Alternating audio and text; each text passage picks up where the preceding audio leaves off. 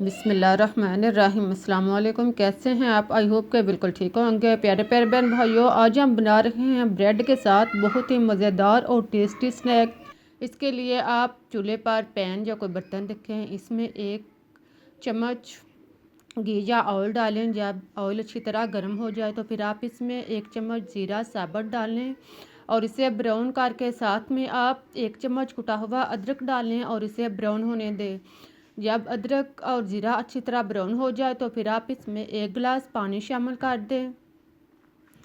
पानी डालने के बाद आप इस पे मिक्स करें और फिर आप इसमें नमक 1 चम्मच शामिल करें। नमक डालने के बाद अब आप इसमें सुरख मिर्च कुटी हुई 1 चम्मच शामिल करें।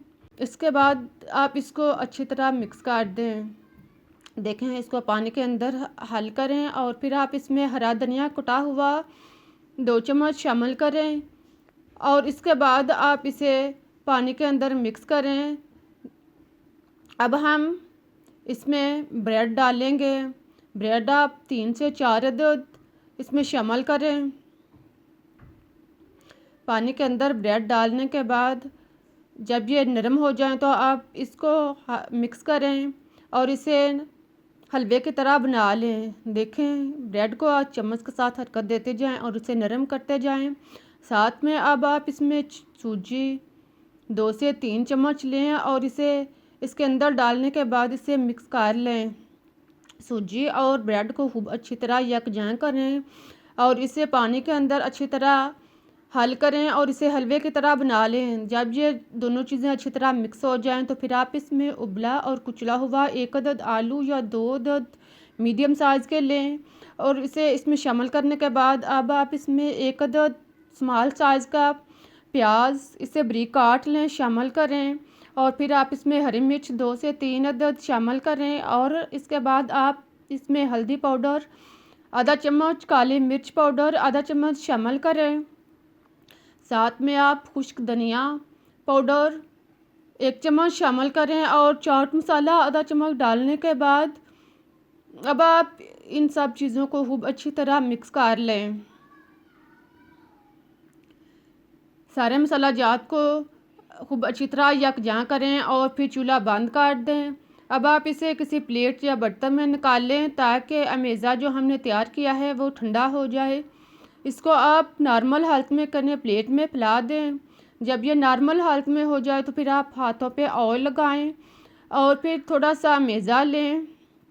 तकरीबन 1 कबाब जितना अमेज़ा लें। इसे पहले एक मुट्ठी में दबाएं और फिर आप दोनों हाथों की मदद से इसे गोल सा बॉल बना लें।